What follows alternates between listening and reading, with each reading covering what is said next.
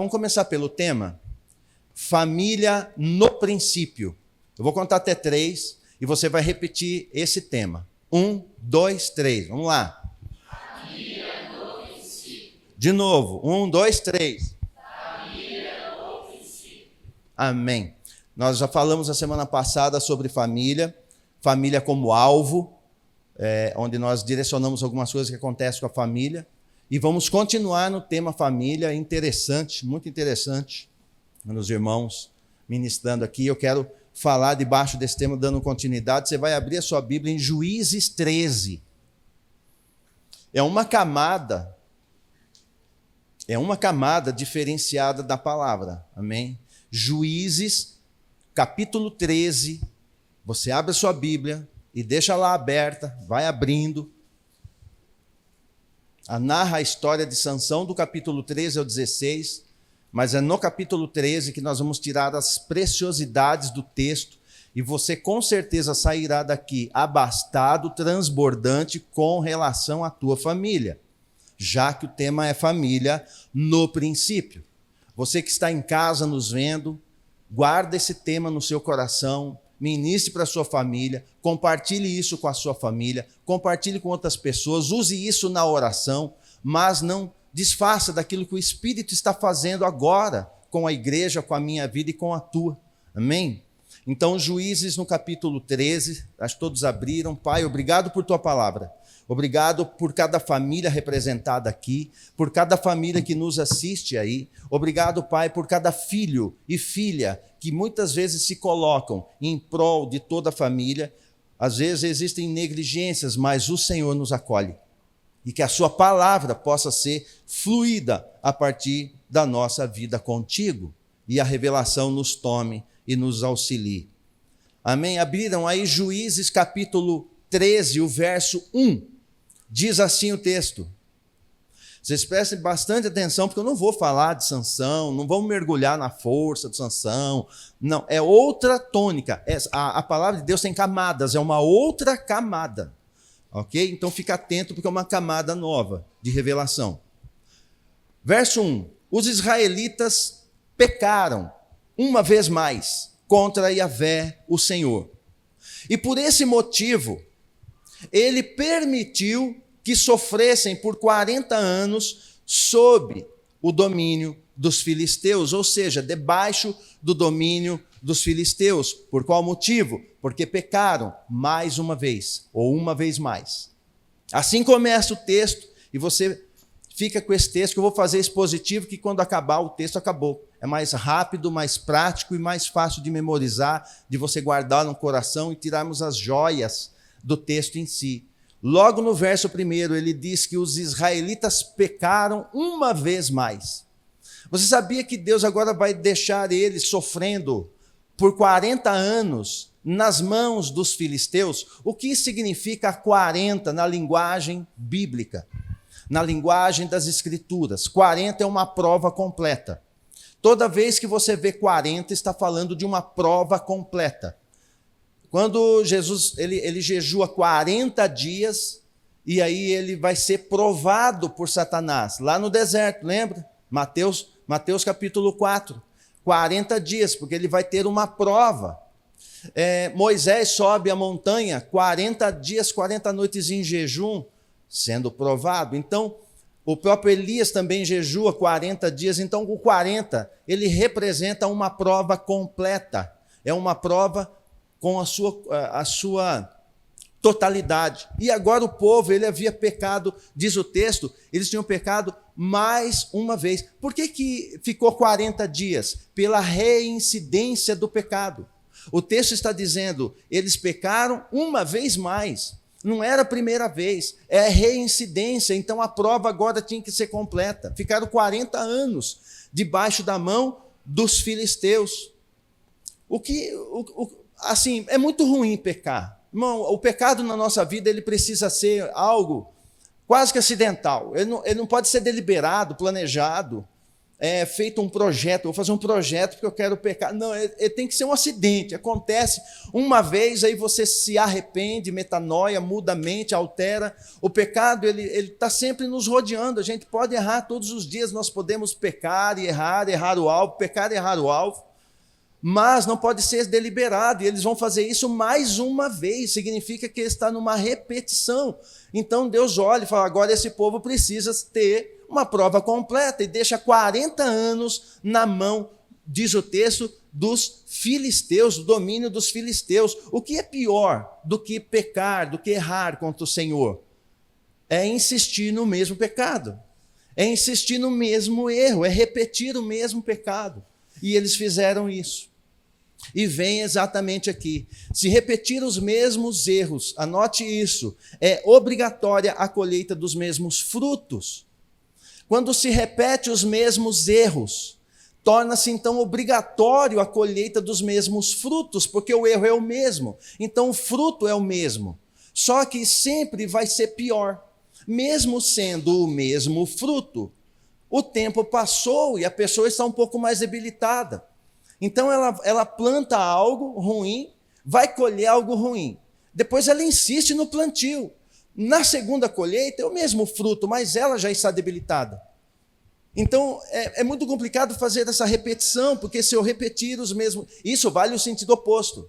Se eu repetir os mesmos acertos, eu vou estar colhendo os mesmos frutos de bênção. E sempre melhorado, cada vez melhor. Então isso é o que ocorre. E como no Velha Aliança, aqui no Velho Testamento, quando você lê a sua Bíblia, de Gênesis até Malaquias, tudo que ocorre ali é literal. O que é literal? É literal, aconteceu de fato. O exército é o exército, o inimigo ali é o inimigo físico, Jezabel era aquela mulher, Eliseu era o profeta, o exército dos filisteus é o exército, era tudo literal. Só que o que era literal na Velha Aliança, hoje é espiritual. Hoje é espiritual. Então, os filisteus, do qual ele está dizendo que estão debaixo do domínio dos filisteus porque pecaram novamente, lá era literal. Hoje continua havendo pessoas escravizadas, pressionadas, dominadas, porque aqui é domínio. Domínio é território. Debaixo de um território de filisteus espirituais, não mais físicos como foi ali. Agora, algo curioso que vale a pena, porque em batalha espiritual eu gosto muito dessas partes, porque ela vai fazer a ligação do que representa os filisteus. Os filisteus, eles têm uma ação. Vamos aprender um pouquinho aqui sobre as ações dos filisteus. O que isso representa? Ações dos filisteus, para você compreender. Deus entrega, deixa o povo dele que ele ama, debaixo do domínio dos filisteus, por 40 anos. Como era isso? As ações dos filisteus sobre o povo de Israel é a mesma dos filisteus espirituais hoje, é a mesma. Agora, como o mundo espiritual age hoje, é só eu ver como eles agiam literalmente. Da forma que agiam literalmente, hoje é espiritualmente. É a mesma coisa. Então vamos lá, como que são as ações dos filisteus? Primeiro, eles intimidavam. Os filisteus tinham por prática intimidação, eles intimidavam, eles faziam implantação do medo. Eles gostavam de implantar o medo, eles gostavam de trazer intimidações. Lembra de Golias? 40 dias Golias afrontando o povo de Israel, num outro momento. O gigante Golias, o que ele está fazendo 40 dias? Ele está intimidando. Então os filisteus têm por ações literais intimidação. Começa pela intimidação, pela implantação do medo, do pavor, do terror, do discurso, do blá blá blá, assustador. É assim que eles fazem. E o povo estava morrendo de medo. Hoje, espiritualmente, é a mesma coisa, é a mesma ação, ele vem intimidando. Satanás tenta intimidar a nossa casa, intimidar a nossa família, intimidar a mim e a você. Ele tenta fazer a mesma coisa. Segunda ação dos filisteus, eles tiravam a força. Filisteus, eles vinham com intimidação, era uma prática dos filisteus. você ter uma ideia, os filisteus eles tinham uma prática de arrancar a força, eles tiravam a força. A própria intimidação enfraquecia. Sabia que a intimidação enfraquece? Você ia orar, você estava assim, aí vem a intimidação, você se enfraquece. É uma ação sequencial dos filisteus. As hostes espirituais hoje fazem o mesmo com o povo de Deus, com a igreja, com os filhos. Ele intimida, implanta pavor, implanta medo, e depois ele vem e tira a força. Ele tira a força. Esse próprio relatório que está aqui em Juízes 13 ou 16 fala de um sujeito chamado Sansão. Quem lembra de Dalila? Que armou, a Dalila era a armadilha dos filisteus, ela era uma filisteia. Aí, num dado momento, corta-se o quê? Os cabelos, e ele fica o quê? Fraco. Quem era Dalila? Uma filisteia. Os filisteus têm a prática de tirar a força, eles vão fazer isso, eles vão intimidar e eles vão tirar a força. Um detalhe, pouca gente sabe disso, mas se você buscar na história, não precisa nem ir no nível teológico, você vai para a história, estudar a história. Você entra nos anais da história, os filisteus eles existiram e eram um exército poderoso e terrível. Eles dominavam, muito poucos faziam isso, eles eram um povo. O exército deles dominava o ferro. Então, enquanto os outros exércitos tinham escudos de bronze ou retangular, eles tinham escudos de ferro e lanças de ferro. A lança pesava 7 quilos. Elas vinham de madeira a um ponto e a ponta de ferro. E o ferro rasgava o bronze. E eles optavam por ter escudos redondos. Isso tudo está na história dos filisteus. Então eles tinham escudos redondos porque era um manejo melhor. Agora, pasme, você que ama os animais, eles pegavam os carros de guerra deles e colocavam lanças de 14 quilos com pontas de ferro, e quando se topava com o exército inimigo, com Israel, quem fosse, eles feriam os cavalos, enfiavam as lanças nos cavalos. Por quê? Porque filisteu gosta de enfraquecer. Cavalo na Bíblia é símbolo de força. Por isso Jesus vem como rei montado em um cavalo. E os filisteus, eles feriam, machucavam os cavalos do exército inimigo com aquelas lanças poderosas. Eles também tinham carros de guerra e colocavam as lanças de maneira a ferir os cavalos e tirar a força. Eles faziam isso. Então, só para você ter uma ideia, a estratégia deles, eles não eram nada toscos. Eles eram inteligentes, estrategistas e maldosos. Então eles intimidavam, implantando medo, tiravam a força, né, Sansão que o diga, tudo na mão de filisteu. Aí, para piorar, eles têm uma outra prática. Essa aqui é horrível, é pior. Eles roubam a presença do Eterno. Eles conseguem, o ataque filisteu, ele consegue tirar a presença do Espírito Santo hoje, consegue tirar a presença, porque eles faziam isso. Houve uma batalha entre os filisteus e o povo de Israel, eles roubaram a arca da aliança. Eles não, presta atenção, eles não desfrutam da presença, mas eles roubam a presença de quem desfruta. Por quê? Para que eles não voltem a ter força. Lembra, intimidou, tirou a força e tira a presença. Aí eles dominam e massacram. 30 mil homens de Israel morreram num ataque dos filisteus, e eles roubaram a arca da aliança. Como que precisou que Deus mesmo intervisse? Foi preciso a intervenção divina, onde a arca estava posta do lado de Dagon, que era o Deus que eles adoravam, e Dagon cai, quebra o pescoço, e eles assustam e mandam a arca de volta. Então você entender que os filisteus não eram brincadeira aqui. E hoje espiritualmente não são brincadeira. Quando você está intimidado, enfraquecido e não sente, não percebe mais a presença, não tem vontade de orar, não tem vontade de congregar, não tem vontade de abraçar o irmão, não tem vontade de ler Bíblia, não tem vontade de nada. Você está enfraquecido e a presença se foi. Provavelmente um ataque de filisteu, espiritual. Então eu preciso tomar esse cuidado. E Deus entrega, olha que detalhe, o próprio Deus entrega o povo para os filisteus, porque havia um pecado, o pecado abriu essa brecha. Diga assim, glória a Deus. O povo clama e Deus ouve.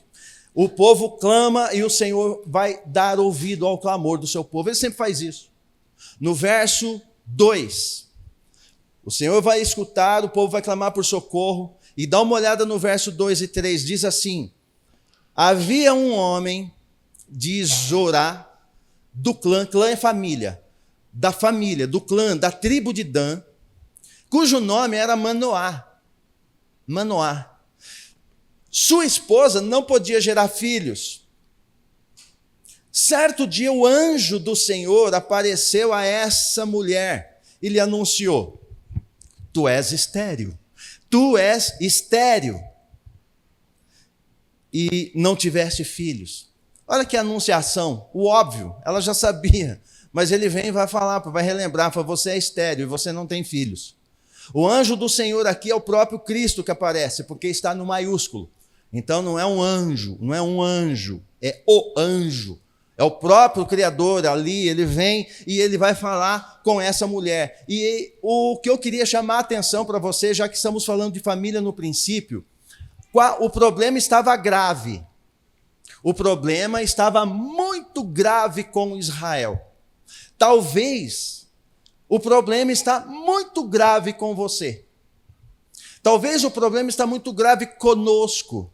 Talvez o problema está muito grave com o povo do Altíssimo. O problema está muito grave, mas o Senhor olha do céu e Ele escolhe quem? Ele vai escolher uma família, diga uma família. Quando Deus quer operar na terra, Ele sempre vai escolher uma família. E Ele olha para Manoá e olha para aquela mulher estéril, e Ele vem para socorrer a partir de uma família.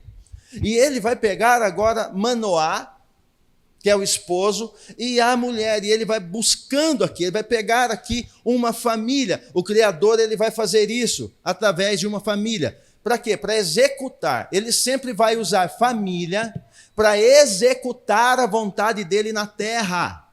Amém? Ele sempre vai usar uma família. Quando ele quer executar o propósito, a vontade dele. O que é propósito? Vontade dele. Quando ele quer executar a vontade dele na terra, seja por oração, seja por uma resposta, ele vai executar, ele vai escolher uma família, e ele escolheu Manoá e a sua esposa estéril. Por que sempre mulheres estéreis? Porque ele sempre vai fazer algo ser gerado do céu, do impossível. Assim foi com Sara, que era estéril, vem Isaac. Assim foi com Rebeca, que era estéril, e lá vem Esaú, mas Jacó era o que interessava. E assim vai. Ele sempre vai buscar mulheres estéreis para dizer assim, é para que o homem entenda bem que não é por ele, é por ele. Não é por nós, é por ele. É ele que está intervindo. E como o povo estava oprimido, ele levanta famílias, ele vai levantar a família, e ele escolhe a família de Manoá. E uma coisa assim que eu queria deixar, isso aqui é um rema para você, é para você guardar no teu coração, porque tudo que ele vai fazer, ele vai escolher de fato uma família. Mas preste atenção, tem frases que são lindas e chegam a ser românticas. Por exemplo, pode continuar falando as frases, não tem problema, eu só vou citar para você entender o contexto. Deus não une pessoas, Deus une propósito. Então, quando eu me caso é para cumprir um propósito. Só que o que eu preciso compreender é que quando Deus, se eu for para a palavra, quando Deus vai dar início em alguma coisa, quando Ele quer executar alguma coisa, quando Ele foi criar, Deus não começa nem com propósito, nem com promessa, muito menos com qualquer proposta, mas Ele começa com um princípio. Gênesis 1:1 está descrito o quê? Um versículo desse tamanho. O primeiro, a Bíblia começa aqui. A história vai começar aqui. A nossa história começa aí. Onde? Gênesis 1:1. O que é que diz? Bereshit. Bereshit significa no princípio. Criou Deus os céus e a terra. Veja, ele não é no propósito que ele começa céus e terra. Não é na promessa que ele começa céus e terra. É no princípio. Por isso, se eu não cumprir princípio, você pode esquecer o propósito. Só se consegue cumprir propósito. Aliás, o propósito não é nosso, é dele. Para ele cumprir o propósito na minha vida, na minha família, eu preciso cumprir princípio.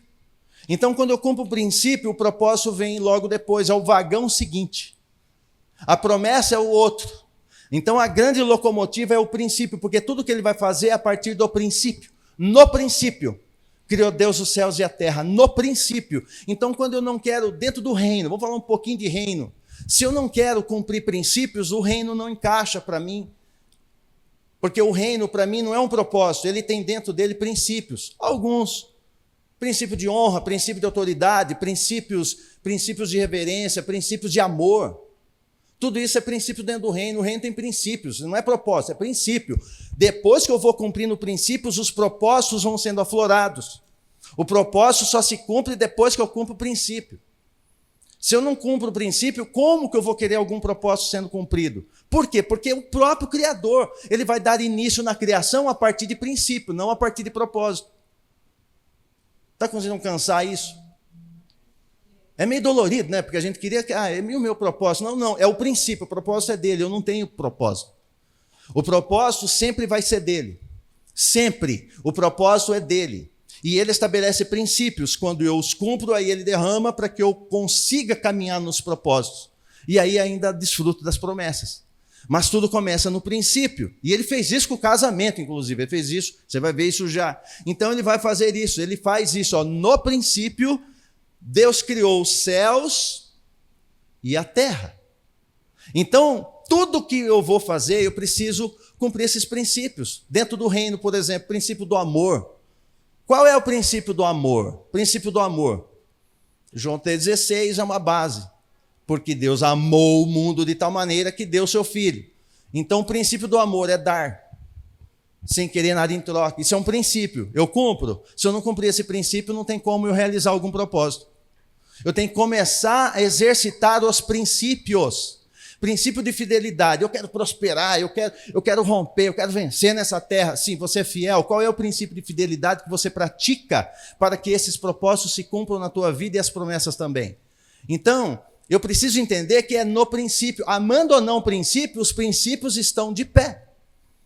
Por quê? Porque a primeira palavra da Bíblia é Bereshit. E princípio não é uma fração de tempo. Princípio é uma pessoa. Eu começo com Cristo. Cristo é o princípio. Amém até aqui? Você de casa, amém? Amém. É princípio. Antes de buscar propósito, promessa, veja se você está dentro dos princípios que ele estabeleceu. Porque propósito e promessa vem depois. Chega a ser ridículo o João, querer buscar propósito, promessa, se eu não pratico o princípio. Ridículo para mim mesmo, falando de mim. Então, Gênesis vai fazer isso. E Deus, ele criou os céus e a terra. Tudo que ele vai fazer agora, tudo na Bíblia, de capa a capa, de ponta a ponta, é céus e terra. Tudo, absolutamente tudo, é céus e é terra. Céus e terra. E eu vou te explicar isso daqui já. Verso 4. Contudo conceberás e darás à luz um filho.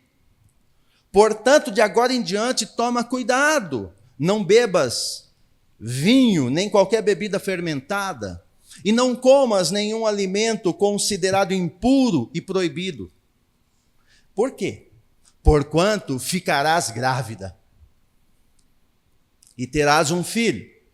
Ele terá os cabelos longos, porquanto sobre a cabeça dele não se passará navalha, pois teu filho será consagrado a Deus como nazireu desde o dia do seu nascimento. Ele iniciará o processo de livramento do povo de Israel do jugo dos filisteus.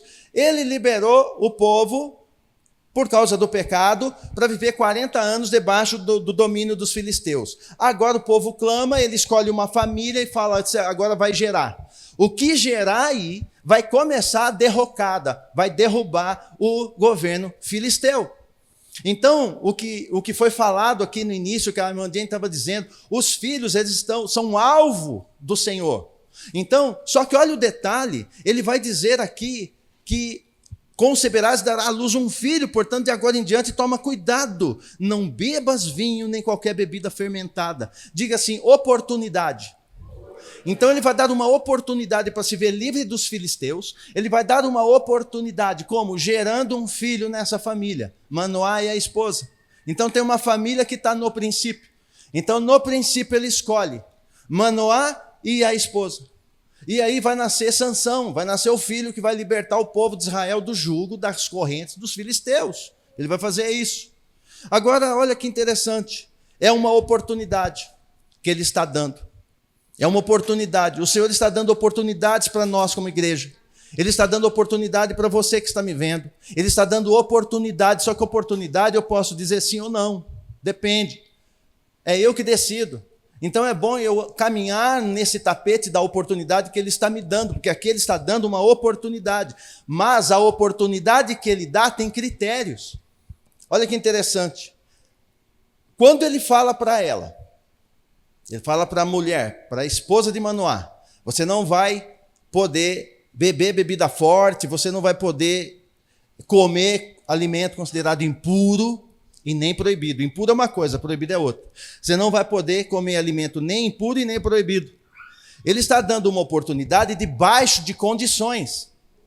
Nós recebemos oportunidade do nosso Pai debaixo de condições que às vezes nós queremos só oportunidade, mas não cumprir as condições que Ele coloca.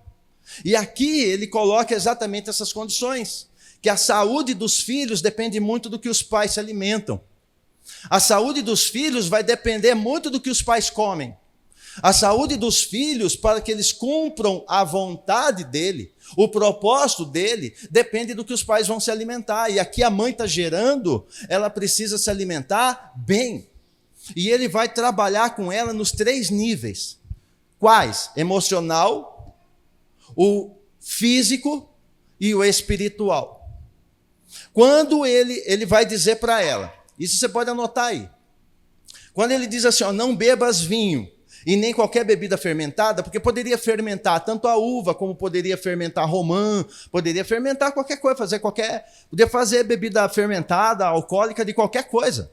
Muitas coisas, não era só a uva. Então ele está dizendo, não bebas vinho nem qualquer bebida fermentada. O que ele está falando aqui? Cuida da sua alma.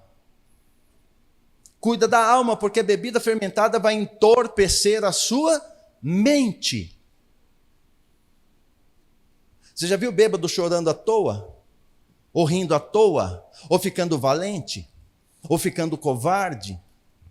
Ou ficando falador ou intimidando? Por quê? Porque a bebida forte entorpece a mente. E ele diz para ela, a sua mente, ou seja, a sua alma, o seu emocional tem que estar ajustado, porque o que eu vou gerar aí é para libertar o povo todo. Então ele está escolhendo uma família e dando condições. Falou, presta atenção, você precisa tomar cuidado, cuide da alma, cuide da psique, cuidado com entorpecimento. Nós pais temos que tomar cuidado com entorpecimento. Alma. Aí ele diz assim para ela, e também nenhum alimento considerado impuro. Aqui fala, cuida também do corpo. Não coma coisas que estão cheias de bactéria, coisas contaminadas. Não fica comendo crustáceo, não fica comendo barata, não fica comendo coisas que vão contaminar teu corpo. Tenha saúde também física, cuida do teu corpo. Mas aí ele diz assim, e proibido. Alimento, ele diz, nenhum alimento considerado impuro, é corpo. Aí ele continua a frase, nenhum alimento considerado impuro é proibido. Por que ele diz proibido? Aqui é espiritual. Porque espiritualmente eu me alimento pelos olhos, me alimento pelos ouvidos. Eu me alimento de muitas coisas, de leituras profanas, de visões profanas. Eu posso alimentar, e isso vai afetar o meu espírito. Ele está dizendo para ela, você vai cuidar da tua alma, do teu corpo e do teu espírito, porque o que você está gerando me interessa muito. Ele é o libertador. Os vossos filhos vão profetizar, eu vou usar os filhos. Então ele está dizendo, cuida bem, e fala isso para ela, é preciso cuidar bem, cuidar muito bem. Mas tem mais, no verso 6 diz assim, olha que interessante, em seguida a mulher foi contar tudo para o seu marido, e disse, um homem de Deus me falou. Um homem que tinha aparência de anjo. Parecia anjo. Tinha aparência de anjo. Um homem que tinha aparência de anjo. Meu Deus, anjo de Deus, tal era o seu poder e majestade. Não lhe perguntei de onde vinha, tampouco me revelou seu nome, mas ele me prometeu: conceberás e darás à luz a um filho. De hoje em diante não beberás vinho, nem qualquer bebida fermentada, e não comas nenhuma coisa impura, porque o menino será nazireu, ou seja, vai ser separado, vai ter a lei, dentro da lei do nazireado. E isso desde o ventre de sua mãe até a morte. Ou seja, ela vai falar tudo para quem? Para Manoá. Ela vai contar tudo para o marido. Vamos ajeitar isso aqui. A nação de Israel está sofrendo opressão, 40 anos debaixo do jugo de um povo mau. Essa mulher, ela era mal vista, até maldita. Por quê? Porque ela era estéril. Mulher tem que gerar. Mulher estéril na Bíblia, ela era tida como maldita, ela tinha que gerar. Mas por que essa discriminação? Porque a judia, ela entendia que se ela não gerasse, nunca o Messias viria dela. Então, ela era tida como maldita por isso, porque ela não queria gerar o Messias, então. Ela não era candidata a gerar o Messias. Então, natural, a mulher tinha que gerar, para ela ser bendita. Pode ser que na linhagem dela venha o Messias. É por isso, é só por isso. E ela está nessa... E aí aparece um anjo para ela. Agora, olha que interessante o verso 8. Então, Manoá implorou. Diga, implorou. Vamos falar assim, ó, Manoá implorou. Ela implorou alguma coisa? Não, o anjo apareceu, que é o próprio Cristo ali. Ele vem e ele se apresenta para ela. Mas Manoá implora. Ele implorou a Yahvé em oração. Rogo-te. Rogar não é um pedidinho. Ele está desesperadamente buscando. Rogo-te, ó Senhor, que o homem de Deus que tu enviaste venha outra vez visitar-nos. Ele não está pondo em dúvida o que a mulher falou. Não fica duvidando o que a tua mulher fala. Para que nos instrua quanto a como devemos agir assim que o menino tiver nascido. Agora, olha o verso 9, o desespero dele. Deus atendeu a súplica. Diga súplica. A súplica não é intercessão por outros. Súplica é uma intercessão por mim. Eu estou agoniado. Quando eu caio de joelho e me desmancho, me desmonto, porque eu tô me sentindo péssimo, muito ruim. E essa minha oração chama-se súplica. A súplica sempre é por mim mesmo. O clamor é por outros, a súplica é por mim. Eu não clamo por mim, eu clamo por nações, por pessoas. Quando é súplica, eu começo a suplicar. E ele está suplicando.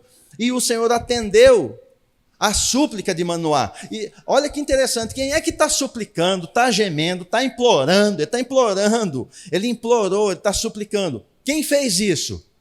E para quem que o anjo vai aparecer?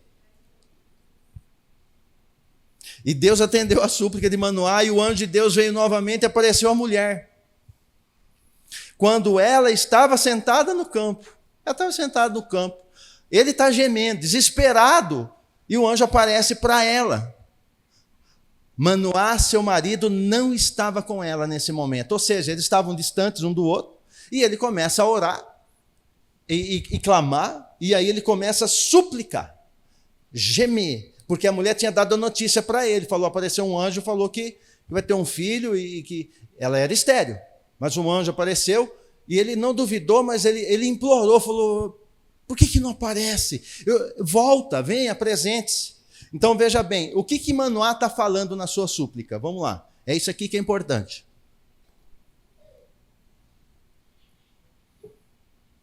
Manoá mexia com a terra. Como bom judeu, ele era agricultor, ele mexia com terra. Então, ele estava dizendo para o Criador assim, lidar com coisas geradas da terra, eu sei. Porque o que vai ser gerado na casa desse homem é do céu, é liberado do céu, é do trono. Não é liberado da terra, é do trono. O trono está liberando sobre a casa de Manoá. O trono está liberando sobre a tua casa algumas coisas hoje. Ele está liberando algumas coisas na tua vida hoje. O trono está liberando sobre o teu casamento. O trono está liberando sobre as tuas finanças. O trono está liberando sobre a tua vida. E o trono libera sobre a vida. Então Manoá, inteligentemente, vai dizer, está liberando, vem do trono? Eu não sei, eu preciso de ajuda, porque não é a terra que está gerando, é o trono que está gerando. É gerado no céu. E tudo que o Senhor vai gerar, tudo que ele faz por princípio, no princípio, Bereshit, criou Deus os céus e a terra, sempre. E agora vai gerar algo para funcionar na terra, botar ordem ali na terra, porém é gerado do céu. Céu e terra, é gerado do céu. Lidar na terra com coisas geradas do céu. Apenas e tão somente o céu pode ensinar. A terra, a própria terra ensina. Você plantar um pé de alface, você não precisa lá orar. Você pega lá, vai regar ele, vai cobrir ele por causa de geada, você já sabe fazer. Porque a terra está gerando, você lida a terra com coisas da terra, é natural, vai regar, pega a aguinha, bota uma sombrinha, vai zelando, pronto. Mas quando a coisa é gerada do céu, eu não posso lidar com coisas da terra. A igreja não se lida com o modelo da terra, porque a igreja é gerada no céu. A tua família, todos os filhos, você não tem filho, mas você é um. Então todos os filhos, aqueles que você tem ou você que é, você é gerado do céu, porque tem terra, mas teve um sopro divino. Se teve um sopro divino, você é gerado do céu, senão você era apenas um animal. Para ter espírito, teve uma intervenção divina. Então nós somos céu e terra. Lembra? Por quê? Porque lá no princípio criou Deus os céus e a terra. Tudo que ele vai fazer é céus e terra. Você já viu, por exemplo, um exemplo assim, casais. Não é regra. Mas, por exemplo, casais. Sempre normalmente as mulheres, mas não é regra. Normalmente as mulheres, elas são mais ligadas ao céu. Ora mais, vai para o monte, tem uma sensibilidade, tem aquele sentido, um discernimento. O homem já é mais o quê? Não carnal, terreno. Ele é mais terreno, ele é mais prático. Não é assim? Porque no casamento tem que ter céu e terra. Alguém tem que estar com a mente no céu, mas alguém também tem que estar com os pés na terra. Porque se os dois foram só celestiais, não vai funcionar, porque você está na terra. Se você for só terreno, também não funciona, porque precisamos de liberação do céu. Então ele une o casal. Céus e terra sempre vai estar no casamento. Não é regra que a mulher é assim, é mais céu e o homem mais terra. Abraão que o diga. Abraão tinha contato com o céu, Sara ri do céu. Sara estéril, ela vai ter um filho. O anjo está falando com Abraão e ela está dando risada. Por quê? Porque ela é terra. Nessa hora é terra. E nem sempre a gente é terra o tempo todo ou céu o tempo todo. Há um equilíbrio nas relações. Equilíbrio. Entenderam isso? Isso aqui é princípio que ele estabeleceu. Ele estabeleceu isso como um princípio. Sempre um dos dois vai ter momentos que, ora, ele está com a mente totalmente espiritual e ela totalmente terrena, ou vice-versa. Para que haja um equilíbrio. É preciso puxar, trazer para a terra, mas às vezes ela tem que pegar e levar para o céu. Às vezes é preciso buscar o médico, mas às vezes alguém está no céu e fala, não, precisa também orar. Você tem que ungir uma água, vai tomar uma água ungida. Aí a mente terrena não vai compreender esse trem. Mas é que a mente está no céu, já tentou de tudo, não deu, toma água ungida, de repente funciona e vai funcionar. Então é aquele equilíbrio, é preciso ter esse equilíbrio. Se os dois forem só terra, não vai funcionar. E se os dois forem só céu, também não. Então ele pega unicéu e terra. Isso vai estar em toda a Bíblia. Toda a Bíblia. Todos os casais, todas as famílias, ele vai trazer esse ponto de equilíbrio. Então não ache ruim. Lembre-se, ser terreno é uma coisa, ser carnal é outra. Não confunda. Ser carnal é afundar no pecado, é outra coisa. Ser terreno é ter pés no chão, entender que eu tenho que frutificar aqui. Há planos a serem feitos aqui. Há coisas que eu preciso executar aqui. Há coisas que eu... Esse homem, ele ia nascer, o filho, Sansão ia nascer, ele ia executar coisas na terra, mas a liberação veio do céu. E o anjo aparece para a mulher. E Manoá vai implorar, por quê? Porque ele é terreno. Ele não consegue ver. Ele falou, aparece, eu queria ver também. Por fim, aparece para ela de novo. Com muito sacrifício, muita busca, vai aparecer para ele. Então, é o equilíbrio dentro do casamento, é o equilíbrio. O mundo fala nem tanto ao mar, nem tanto à terra. Não. É nem tanto ao céu, nem tanto à terra. É o equilíbrio dos dois. E Deus criou no Bereshit, no princípio, céus e terra. Não é só céu ou só terra. Então, onde você prospera? Na terra. O reino, você acha que você vai reinar no céu? Lá já tem rei. Milênio é onde? Você vai no milênio, você vai reinar lá na glória. Não é. Onde você vai reinar? Na terra. Mas de onde vem a liberação? Do céu. Então sempre vai ter essa junção e eu preciso ter sensibilidade para poder administrar isso na minha vida. Eu preciso entender isso. Vamos lá. Verso 10, está acabando, hein?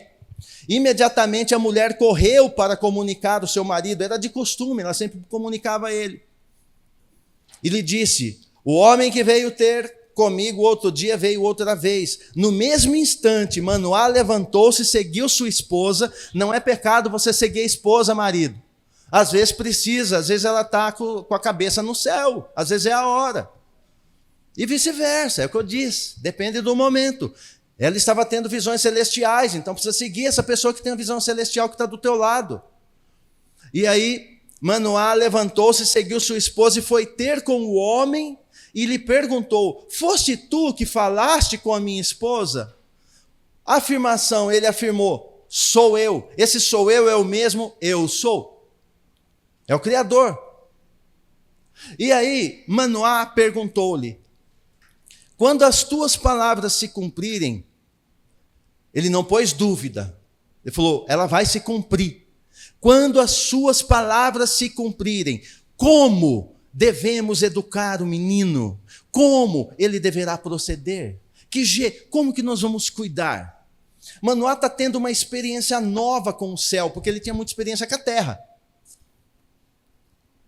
E você vai começar a chegar agora num tempo, em família, que você vai começar a ter experiências com o céu. Porque são as experiências com o céu que me ensinam a administrar a minha própria vida na terra. Então eu preciso ter essas experiências com o céu. Quando oro, eu não oro tanto, mas o irmão ora, o irmão está falando, então o irmão está vendo o anjo, então eu estou colado no irmão, vai que eu vejo também. Eu preciso começar a ter experiências com o céu. Não, eu vou ficar só terreno, mesmo que eu não peque, não seja carnalmente pecando, mas eu vivo só no natural. Não, eu preciso viver o sobrenatural na minha vida. E Manoá está tendo agora uma experiência nova com o céu, só que a mulher já tinha. Ela já tinha essa experiência, e toda vez ela vai e fala para ele. Então a família está sempre assim, céu e terra, espiritual e terreno. Sempre nós vamos caminhar assim. Sempre, isso vai ser sempre. Verso 13, e o anjo de Yahvé esclareceu a Manoá: de tudo o que proibia a esta mulher, deverá ela, pois, abster-se. De tudo o que procede da videira, não provará, nem vinho, nem bebida fermentada, e vai repetir, e também não se alimentará de nada cerimonialmente impuro. Tua esposa deverá agir exatamente como a orientei. Veja, eles estão vivendo na terra. O anjo é o próprio Cristo. Ele impôs, ele obrigou ou ele orientou? Então havia a possibilidade deles abrirem mão e não obedecer. Porque tudo que vem do céu nunca é obrigatório. O princípio que vem é para o meu bem. Não é obrigatório, mas se torna obrigatório por amor que tenho a ele. Eu vou cumprir aquele princípio. E ele está dando alguns princípios, ele fala: a tua esposa deverá agir exatamente como orientei. Ele orienta a nossa vida. Eu não sei se você está precisando de orientação na tua vida particular, na tua vida espiritual, na tua vida profissional, mas o Espírito Santo vai te orientar como orientou a Manoá. Nós somos o Manoá da vez, ele vai nos orientar, ele virá com orientação. E ele fala desse jeito, ele não impõe, mas ele orienta, e o Espírito está orientando a nós como igreja, a nos posicionarmos entre céu e terra, e entender que eu preciso ouvir a voz do Altíssimo, eu preciso me conectar ao trono, mas lembrar que o trono me orienta de como caminho na terra. Se eu andar só na terra, terra. Eu fico muito terreno. Por isso que é bom eu ter essa ligação e ter os meus pés na terra, mas minha mente no céu. E às vezes não dá um só. Então ele faz no casamento isso acontecer muito fácil. Muito fácil. Se você for analisando e lembrando, você vai lembrar. Quantos casais? Um é todo espiritual, o outro só pensa no prático. E às vezes não é sempre o homem ou a mulher.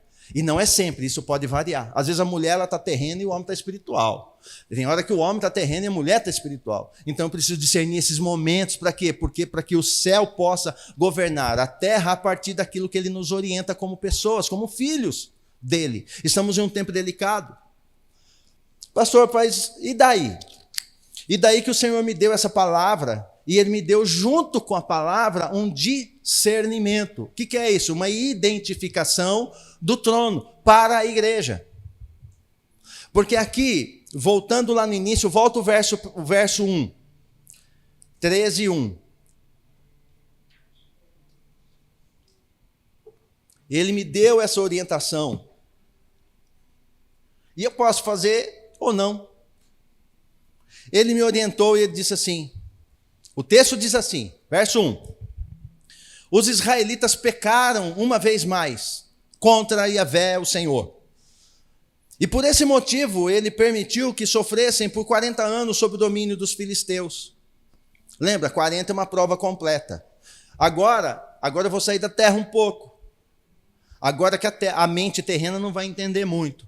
Mas o Senhor me falou, o Espírito Santo revelou no meu espírito que a igreja de Cristo, ela tem vivido muito na terra, sendo oprimida pelos filisteus, sendo aprisionada, encarcerada, e o pior, aí é que está, aqui eles clamam, hoje a igreja nem clamar está conseguindo mais. Tamanha fraqueza, tamanho distanciamento da presença, os filisteus já conseguiram com muita gente.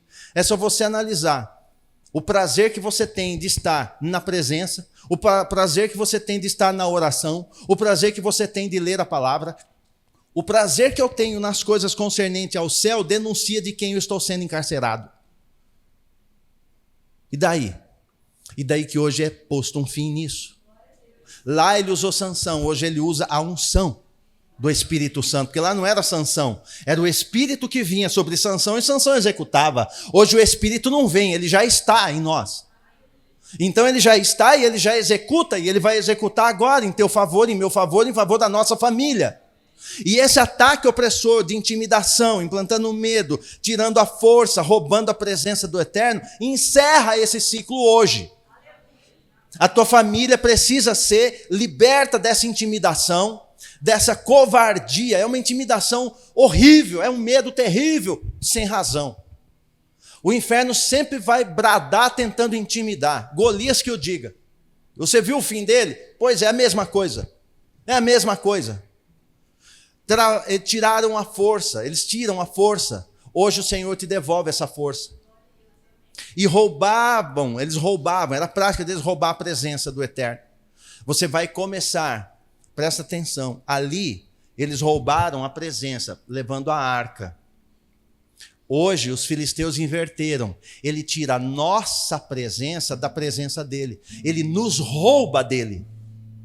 Entendeu isso? Ele nos rouba da presença dele. Eu não tenho mais prazer de estar na presença dele, ele está no ponto de sempre. Ele continua sendo o Pai, o Salvador, o Rei, o absoluto Senhor de todas as coisas. Ele é quem é, mas o ataque filisteu me tira da presença dele. Como? Me tira da palavra, me tira do desejo de estar com ele, me tira da oração, me tira de tudo que é ligado a ele.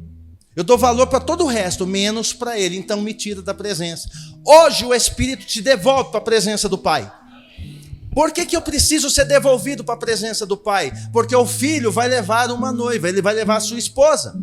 E ao levar a sua esposa, ele precisa dela totalmente presente, perfumada, sem ruga, sem mácula e pronta para ele. E para que isso ocorra, o Espírito tem que me levar de volta para a presença dele. Porque se eu estiver na presença dele, não tem mais intimidação. Acaba a intimidação. Hoje é dado um fim em toda a intimidação do inferno. apontando na tua cabeça, falando que vai fazer isso com teus filhos, fazendo que vai fazer isso com a tua empresa, vai fazer isso com a tua vida. É mentira! É só intimidação. Quem está em Cristo, o maligno não lhe toca, ele só intimida. Você sabia que tem um princípio na guerra? Em batalha espiritual você vai saber disso. Tem um princípio na guerra, nós falamos assim, eu estou orando, eu estou jejuando. Não. Pastor, mas é tanta retaliação, tá feia a coisa. Eu comecei a jejuar, tá retalhando, É impossível Satanás retalhar. Retaliação sempre é pelo exército mais poderoso. Ele não pode retalhar ninguém. Essa frase, essa palavra está errada. Satanás não retalha ninguém. Quem retalha é o céu. É sempre o exército mais poderoso que retalha o inferior. Então ele não retalha ninguém. Mas ele faz o quê? Ele intimida. Por quê? Para ver se eu caio na lábia. Então hoje ele vai pôr fim à intimidação, pôr fim a esse enfraquecimento, essa tirada de força, e vai pôr fim a essa ausência de presença. Ele vai te devolver para a presença do Pai, porque é para lá que você vai já já. Amém? Eu quero orar forte.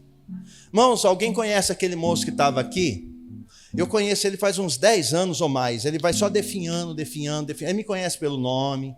Ele depois me conhece por João. Depois ele me chama de pastor. Outro dia a gente estava ali na feirinha, ele me chamou de pastor. Só que ele está definhando. Eu perguntei se alguém, por causa do nome, se alguém conhecesse o nome dele, eu ia orar pelo nome dele. Mas como ninguém lembra o nome dele, eu oro. Assim mesmo. Porque ele tem a síndrome de Caim. Qual é a síndrome de Caim? Ele um dia esteve na presença, aí ele sai. Aí ele tenta voltar e não consegue mais voltar para o jardim. Se você ler Caim vai armar as suas tendas, vai armar ali a sua morada perto da entrada, do lado norte do jardim. Porque ele não consegue, ele tem saudade, mas não volta. Porque um dia esteve lá. Então cuidado. Isso aconteceu com ele, pode acontecer com qualquer um. Um dia ele esteve na presença. Amém? Só que ele tem saudade. Ele conhece, canta louvores, ele sabe, mas não consegue permanecer.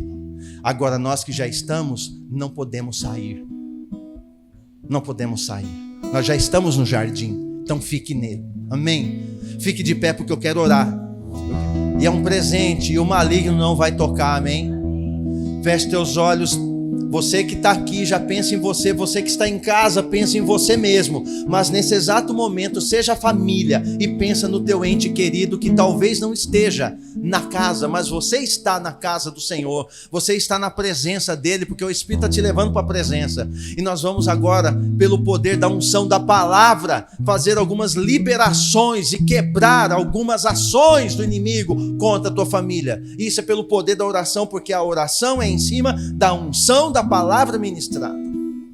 Pai, nesta hora, debaixo da unção dessa palavra, que todo espírito de intimidação contra as famílias, toda a opressão do inferno contra as casas, contra as famílias, os pais, as mães, os filhos, toda a opressão seja banida, toda a intimidação seja retirada da vida, da mentalidade, todo ataque mental trazendo intimidação, trazendo ameaças. O nosso Pai não ameaça, Ele executa. E pelo poder da palavra seja executado o exército filisteu agora. Seja executado essa força maligna de intimidação contra as famílias. Eu oro por cada família desse lugar, presente ou ausente. Eu oro, eu libero, eu abençoo pelo poder da palavra, da unção. Há um poder, a unção é um poder que arrebenta o jugo. Todas as cadeias sejam quebradas contra a tua família. Toda cadeia, toda prisão que os filisteus fizeram, toda prisão de intimidação seja quebrado nesta hora, tudo seja destruído. E a força que foi roubada, o teu vigor físico, o teu ânimo, a tua vontade, o teu desejo de servir ao Senhor foi retirado, foi enfraquecido, foi anulado. Deixa eu te dizer, o Espírito Santo te devolve força, não como era antes, ainda multiplicada desde agora. O Senhor está multiplicando tuas forças. Quando Ele multiplica as forças do profeta Elias, ele caminha, ele corre 40 dias e 40 noites, com a força que lhe foi dada pelo que comeu. Você comeu palavra hoje, então a força é liberada sobre ti, para que você caminhe nessa prova completa. A prova completa, você correndo para o alvo. Nada vai te parar, nada vai te frear, nada vai te bloquear, porque filisteu não tem nada contra você agora. Eles foram depenados, eles estão pelados. Cristo deixou o inimigo nu, e assim ele está nu, o exército nu, o exército amarrado, um exército lançado fora da presença minha, sua, da nossa família. Eu declaro a nossa família liberta da ação dos filisteus, liberta da ação desses demônios, liberta da ação do inimigo, libertas, totalmente livres e com a força renovada. Haja uma renovação do teu interior. Volte a amar, volte a cantar, volte a ler, a orar, volte a evangelizar, volte a amar as almas, volte a cumprir os planos do Altíssimo. Seja um tempo de renovo sobre ti, haja um tempo novo de renovo sobre ti. E que a tua presença seja devolvida intacta agora, a presença do Altíssimo, porque muito em breve, assim como Ele é, você o verá. Muito em breve o arrebatamento vem, muito em breve o rapto da igreja vem, o rapto vem, irá levá-lo, irá levá-la. Você que está me vendo, breve nós nos veremos diante da mesa, e na mesa por Ele seremos servidos, por Ele você vai ser servido, você vai ser servida por aquele que te amou primeiro.